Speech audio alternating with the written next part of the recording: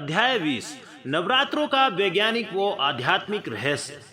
नवरात्र शब्द से विशेष महत्व रखने वाली 9 रात्रियों का बोध होता है।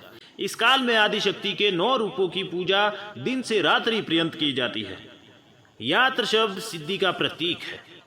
भारतीय ऋषि मुनियों ने रात्रि को आध्यात्मिक दृष्टि से अधिक महत्वपूर्ण माना है।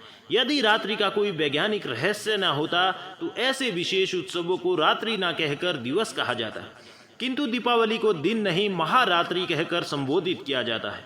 इसी प्रकार अन्य महारात्रियों में होलिका महारात्रि और शिव महारात्रि भी महत्वपूर्ण है।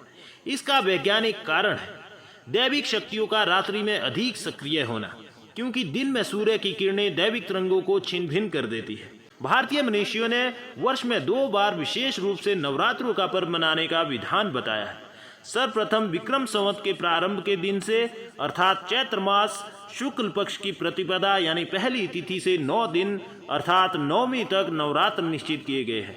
इसी प्रकार ठीक 6 मास बाद शारदीय नवरात्र हर दृष्टि से अधिक महत्वपूर्ण व फलदायी माने गए हैं। इसका कारण है सौर मंडल में पृथ्वी की भौगोलिक स्थिति। इन दिनों सूर्य से प्रक्षेपित तरंगे कोमल होती है और सात्विक तरंगों को अधिक छिन्न भिन्न नहीं कर पाती। यहाँ ध्यान देने योग्य बात यह है कि दोनों नवरात्र ऋतुओं के संधि काल में आते हैं, जब एक ऋतु से दूसरी ऋतु में परिवर्तन होता है। इसका वैज्ञानिक कारण यह है कि संधि काल में आकाश मंडल में ग्रहों की स्थिति वो वातावरण दोनों मनुष्य के आध्यात्मिक विकास के लिए उपयुक्त होते हैं। ऋतु परिवर्तन के कारण मनुष्य के शरीर की रासायनिक रचना में परिवर्तन होता है।